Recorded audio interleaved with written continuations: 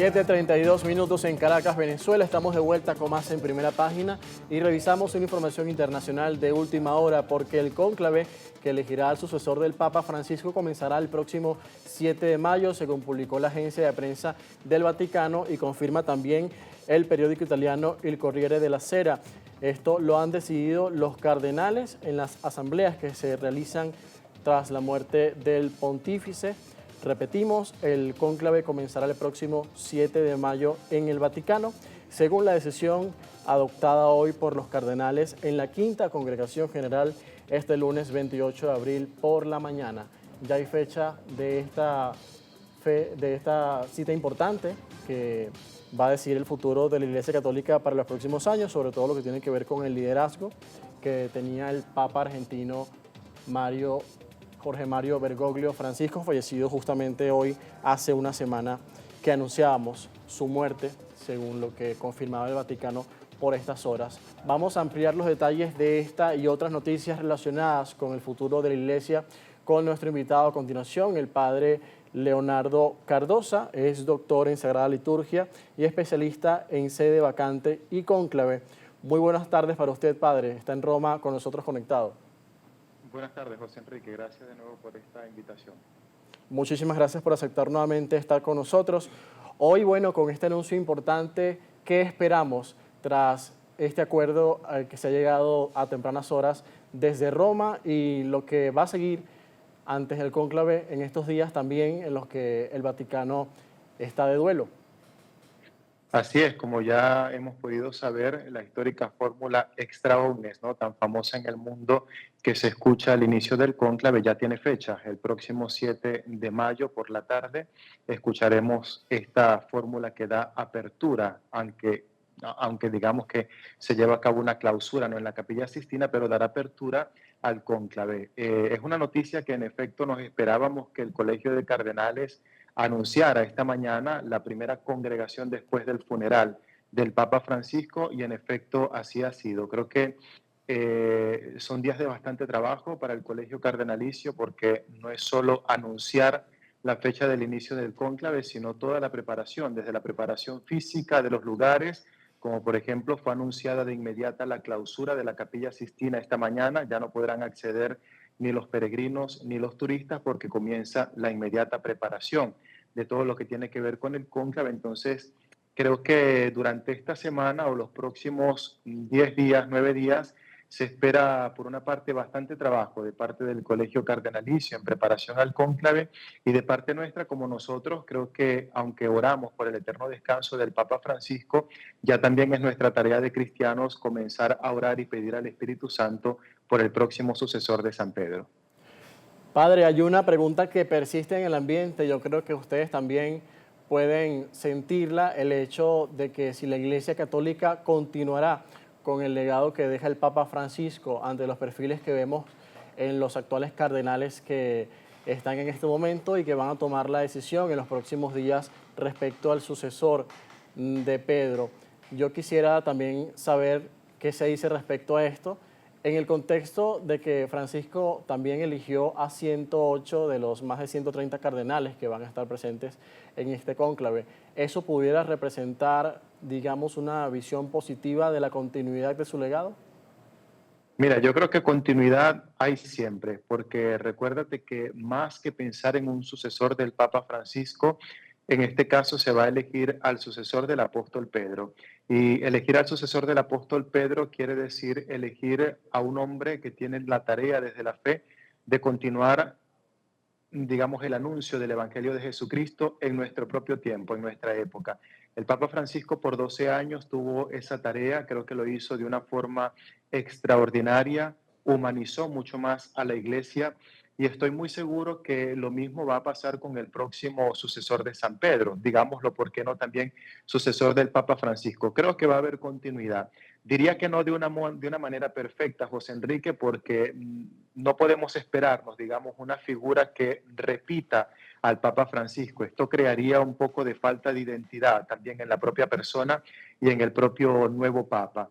Por lo tanto, creo que no podemos esperarnos, digámoslo así, una fotocopia perfecta, sino al contrario, una continuidad en la Iglesia que sigue cada día humanizándose mucho más, yendo hacia las periferias, tratando de acercar a las personas que por muchas razones se han mantenido distanciadas de la iglesia o han pensado en algunas ocasiones sentirse distanciadas de la iglesia. El Papa Francisco en esto fue más que un pionero, fue también un continuador, porque no podemos olvidar, por ejemplo, Juan Pablo II, ¿no? Tan cercano, tan humanista, llegó a todos los corazones y a todos los confines del mundo. También lo hizo el Papa Francisco y por lo tanto estaríamos seguros que lo va a hacer el nuevo Papa. Ahora también vemos en los diferentes perfiles las posiciones que pudieran tener los cardenales respecto a las ideas del propio Francisco, algunos incluso que adversaban al Santo Padre fallecido. ¿Cuáles son los perfiles que están, digamos, entre los principales, entre las principales posibilidades para suceder a Francisco? En el caso del perfil del cardenal filipino, que se ha mencionado mucho en estos días en la prensa internacional, que tiene ideas parecidas al Papa Francisco. Otros también apuntan a perfiles más conservadores, como los que provienen de África, de Hungría o de Estados Unidos. ¿Qué se maneja en ese particular? Aunque, como ya lo hemos dicho, siempre el cónclave es impredecible y no podemos saber ni proyectar tan temprano qué pudiera suceder. Pero ustedes que están directamente en el centro de la Iglesia Católica en el mundo, ¿qué pueden comentarnos al respecto? Mira, yo creo que es siempre necesario, no solo en la iglesia, sino en cualquier ámbito de la sociedad, tener a los contrarios, ¿no? Porque, como en el caso del Papa Francisco, ¿no? Que tuvo, sin embargo, mucha contrariedad, porque los contrarios te hacen ver también cuáles son las debilidades aún, cuáles son los factores que hay que mejorar para que entonces todos podamos sentirnos identificados. Bien sabemos que en la iglesia, por una parte, existe la corriente progresista, como se llama, ¿no? Y por otra parte la corriente conservadora. Pero más que esto, yo creo que ahora la Iglesia necesita un papa conciliador, es decir, un papa que tenga la capacidad de crear una comunión entre estas dos corrientes que se presentan también en el ámbito eclesial, y allí es donde entonces comienzan a resaltar algunas figuras en este momento histórico. Hablábamos, por ejemplo, en días pasados del cardenal Pietro Parolin, que sigue aún teniendo muchísima fuerza como candidato a nivel exterior, porque José Enrique, digamos que estos son los comentarios que se hacen en la prensa, en la calle con la gente, con las personas que tú hablas también en la iglesia, pero lo que pueda pasar en el interno del colegio cardenalicio, lo que ellos puedan proyectar o pensar, es algo que nosotros no lo sabemos porque tienen el secreto de las congregaciones generales también. Por ejemplo, la reunión que se llevó a cabo esta mañana, donde se decidió la fecha del cónclave. Allí, como te decía, por ejemplo, el cardenal Pietro Parolin, ¿no? Que es un centro de atención porque es conocido por muchos, porque estuvo junto al Papa Francisco durante todo su pontificado, es un hombre diplomático, fue nuncio apostólico en Venezuela, por ejemplo, y ahora se necesita una persona que tenga la capacidad de conciliar no solo a la iglesia, sino de conciliar también al mundo, porque sabemos muy bien que hay al menos 50 conflictos bilaterales o internacionales en todo el planeta, ¿no? Entonces, es una de las figuras que resalta. Y por otra parte, como tú bien decías, el cardenal Tagle, que es muy de esa línea del Papa Francisco, un hombre también muy preparado, un hombre muy cercano. Si tú ves el ministerio del cardenal Tagle, es también un hombre muy cercano, un hombre siervo de Dios, pero en medio de la gente, como lo fue también el Papa Francisco. Y además una figura más joven, ¿no? Que lo que vemos tradicionalmente, tiene 67 años, se ha conectado muy bien con los jóvenes, por ejemplo, y ha incentivado a la comunidad católica en Asia, menos numerosa que en esta parte del mundo occidental. También pudiéramos ver allí algo interesante en su perfil. Sin embargo, bueno, estamos muy atentos a lo que pueda pasar en los próximos días y sabemos que, como lo hemos ya comentado antes, es un resultado impredecible hasta el momento. Me quedo conversando con Así usted, es. padre, vamos a hacer la pausa y al regreso vamos a abordar en particular lo que sucedió el sábado con el funeral de Estado del Papa Francisco ante miles de peregrinos que estaban en la Plaza San Pedro del Vaticano, y luego también se dirigieron hasta la Basílica Santa María la Mayor en Roma, donde fue finalmente enterrado el Santo Padre. Vamos a ver lo que sucedió en particular con nuestro invitado que estuvo presente en estos actos fúnebres y de hecho lo reportó para medios internacionales. Continuamos conversando con el padre Leonardo Cardosa, doctor en Sagrada Liturgia y especialista en sede vacante y cónclave. Al regreso más aquí en Primera Página. 7:44 minutos en Caracas, es la 1:44 de la tarde en Roma. Regresamos hasta allá para continuar nuestra conversación con el padre Leonardo Cardosa. Es doctor en Sagrada Liturgia y especialista en cónclave y también en sede vacante, a propósito de lo sucedido durante estos días con los días de duelo en el Vaticano tras la pérdida del Papa Francisco, su funeral que fue este sábado. Aquí me quiero detener porque es importante también ver que usted nos diga cómo se vivió esta despedida, este último adiós al Papa Francisco ante cientos de miles de personas que llegaron al Vaticano, a la Plaza de San Pedro, luego se dirigieron a Roma para acompañar también sus restos.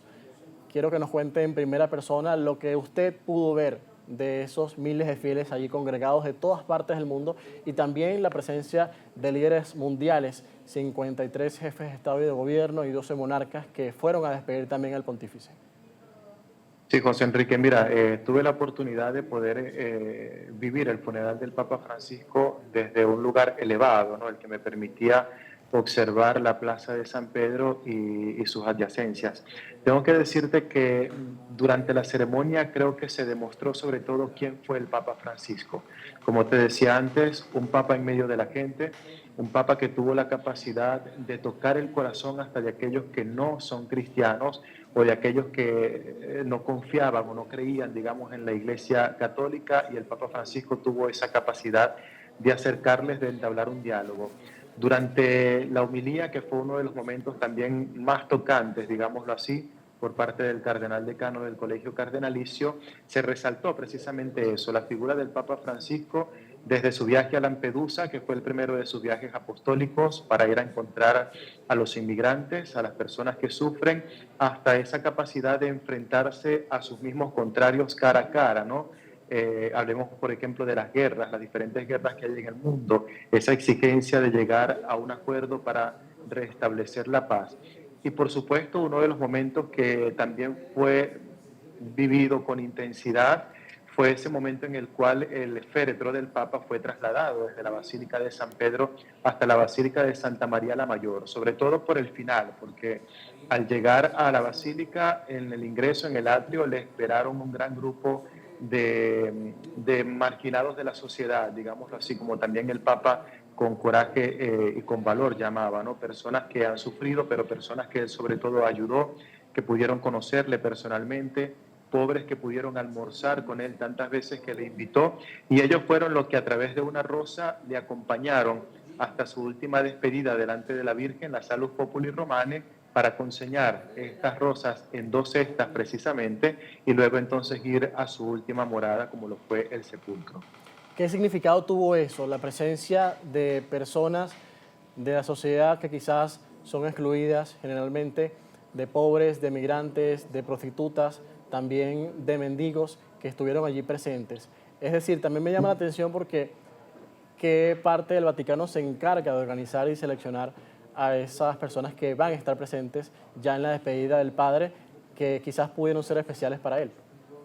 Sí, bueno, mira, son muchos los oficios, las oficinas que se ocupan de esto, ¿no? Por una parte, la oficina de las celebraciones litúrgicas, con Monseñor Diego Ravelli; por otra parte, la prefectura de la Casa Apostólica, con Monseñor Leonardo Sapienza; y también la Secretaría de Estado y el mismo Colegio Cardenalicio, ¿no? Creo que si hay algo que se le puede destacar también mucho a la Santa Sede es esta capacidad de organización y sobre todo de poder mostrar, digamos, la belleza interior que se vive también, por ejemplo, en este caso a nivel exterior.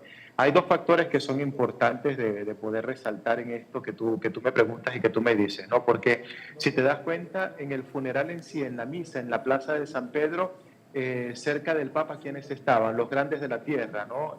Presidentes del mundo entero, como tú bien decías, 12 reyes, representantes de las monarquías, de los diferentes estados, los mismos poderes de la Iglesia, ¿no? Como el Colegio Cardenalicio, y por supuesto estaba la gran asamblea del pueblo de Dios. Pero cuando llega entonces a su última morada, una de las 4 basílicas mayores, Santa María la Mayor, ¿quiénes lo reciben? Lo que muchas veces se consideran los más pequeños de la sociedad, ¿no? Como decías, los más pobres, los marginados, inmigrantes, personas que han sufrido, fueron ellos los que le acogieron allí al ingreso en la basílica con una rosa blanca que recordaba también la devoción que el Papa Francisco tuvo por Santa Teresa de Lisieux.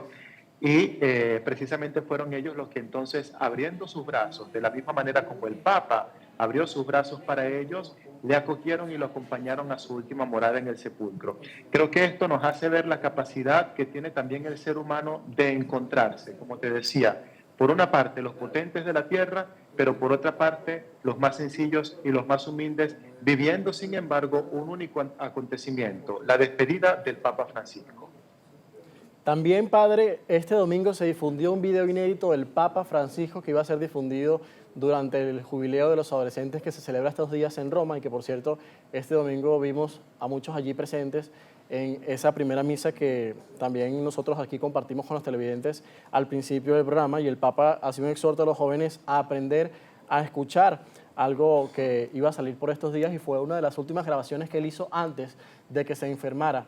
¿Qué significado también tiene este mensaje para los jóvenes, que fue uno de los focos del Papa durante estos 12 años? Sí, mira, creo que el Papa Francisco, uno de los momentos que más se esperaba durante el jubileo del 2025 era precisamente este encuentro con los adolescentes, así como también esperaba la Jornada Mundial de la Juventud que se va a llevar a cabo en el verano aquí en Roma. Una gran sorpresa porque creo que ninguno nos esperábamos después del fallecimiento que pudiese haber todavía algo por allí, ¿no?